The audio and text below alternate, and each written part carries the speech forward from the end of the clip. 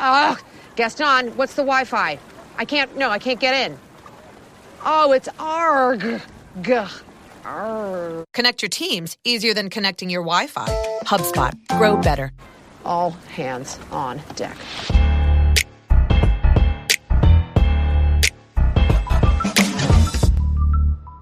What's up? It's Sean, and it is One Question Friday, so we are taking one listener question and answering it on the spot. Hopefully 5 minutes, maybe 10 minutes. Let's see how this goes. I'm going to play this audio recording that Ben sent to me. I haven't heard it yet. Let's hear it together. So I was having a cola the other day, and I was thinking about this question. What do you do differently that allowed you to succeed that you think other people who had similar circumstances to you did not? Where did you succeed where they did not? Okay. Good question. A very broad question, right? So we could take this a bunch of different ways. Here's how I want to take it. What are the common answers that you think people would give to a question like this? So, what do you do differently that helps you succeed? Well, some people will say, let's break it into groups. There's the overly humble. The overly humble will say, all credit to God. I've been blessed. I was really lucky.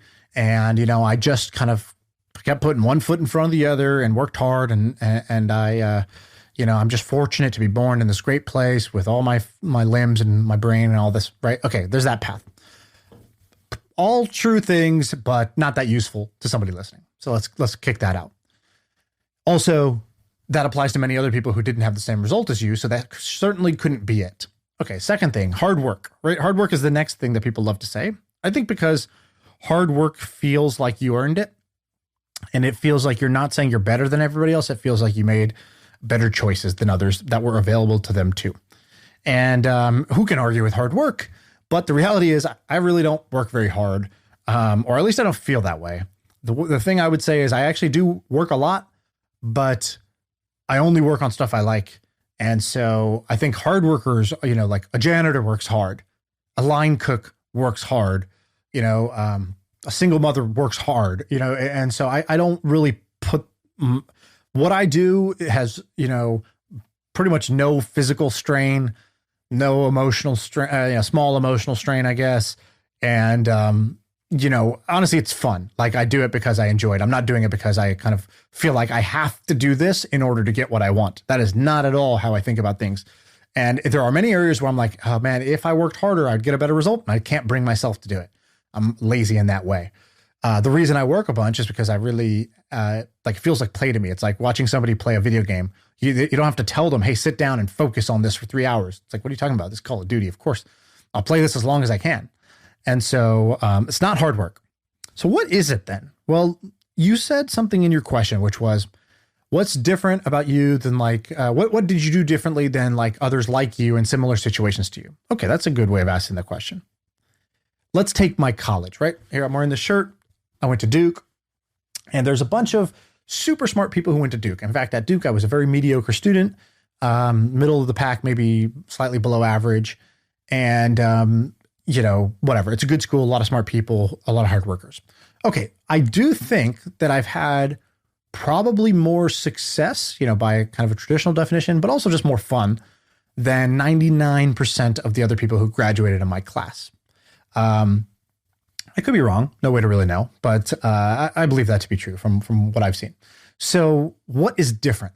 What I would say is that most of my friends from college, most of the people I went to school with, played it, quote unquote, safe. And is it really safe? That's the question. And because to me, safe is good if you can get the outcome you want with the least risk possible. Safe is awesome. Right? Like, I don't want to, go to war because the outcome I want is to be alive. And like, I can just stay at home, and that is way less risk than going to war. But I also don't just stay at home and not drive places because I want to go see them. I want to go to a movie, or I want to go to the grocery store, whatever. I have an outcome I want, but I'll take the least risk possible. I'm not going to, drive a motorcycle. I'll drive a car. You get the idea. So to me, safety is when you get the outcome you want with the least risk taken. What I saw was most of my friends from college took what you would call a safe path if you wanted that outcome. The reality is that I definitely did not want the outcome that those jobs led to. So the most popular tracks were doctor, kind of like lawyer, consultant, or banker. Those are like the kind of like high achiever paths that I would say most of the smartest people in at my school did.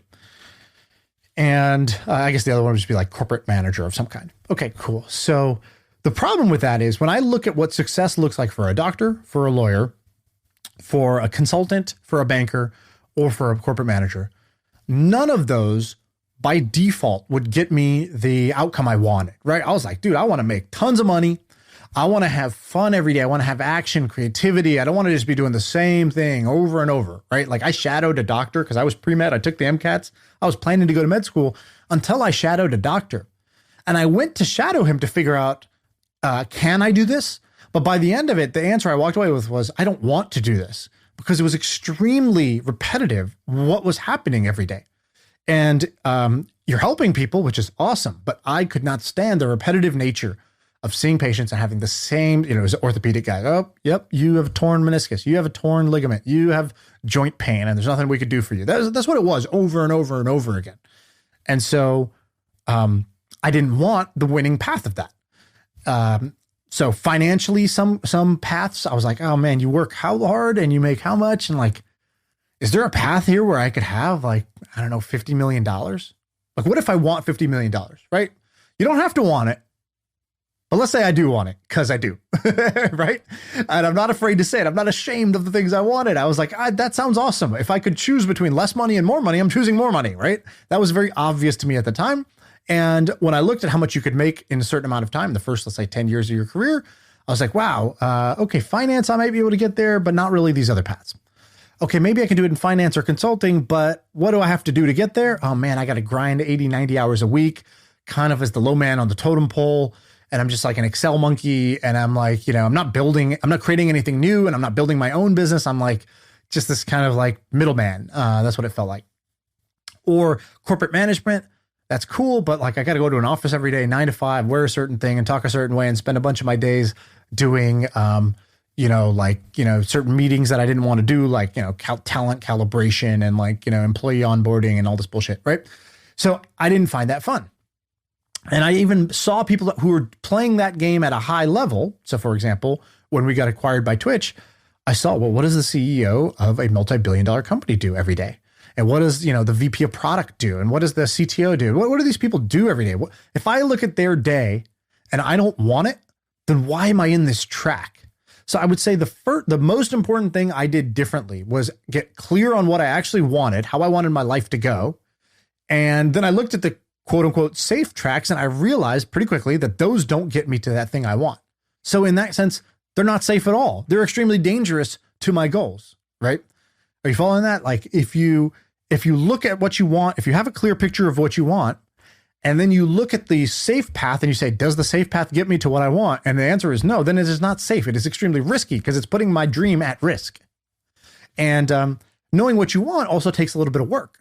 So take some time, take some imagining, take some sampling. I would go and meet a bunch of people and be like, so what's your life like? Okay, you have this much money. How does that work? You have this work schedule. How does that work? Oh, you never see your kids? Okay, that doesn't sound like a win, right? Like my buddy dated a girl in college. My roommate was dating a girl in college, and her dad was a high, partner at whatever, Deloitte, Boston Consulting, whatever it was.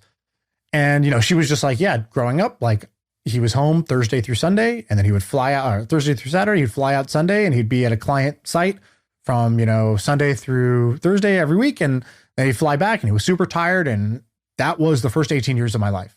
So I immediately could cross that safe path of consulting off, because if that's how the top of the top do it in that field, then I don't want to do it. And of course there are outliers in every industry, every track, there are some outliers, but then I'd have to be really clear that, hey, am I betting on being an outlier in that path? If so, then I got to be willing to make that choice. So for example, I chose entrepreneurship. What I knew was that the day-to-day of an entrepreneur sounded really fun. I get to build a product, create a product from scratch, maybe invent a new product. I get to sell it. That sounds interesting. Marketing, I always found fun. And, I get to go on this ride where sometimes I'm pitching to investors, sometimes customers, sometimes I'm putting out a fire over here. That sounded really fun to me. And I tried it out and I actually really enjoyed it. And I knew that, okay, most entrepreneurs don't make it, but I thought, well, if I really enjoy this, then I'm probably going to be willing to do it for 10, 15 years. And what I saw was that most people would quote these statistics that 90% of businesses fail, or that this individual idea has a very low chance of success. And that is true. Most individual ideas and businesses do fail. And the way the quote I heard was that, yes, startups fail, but entrepreneurs don't. What that means is that if you look at any great entrepreneur, any entrepreneur who sticks with it, who's really tries hard and actually has some skill, over a 10 to 15 year period, they all win.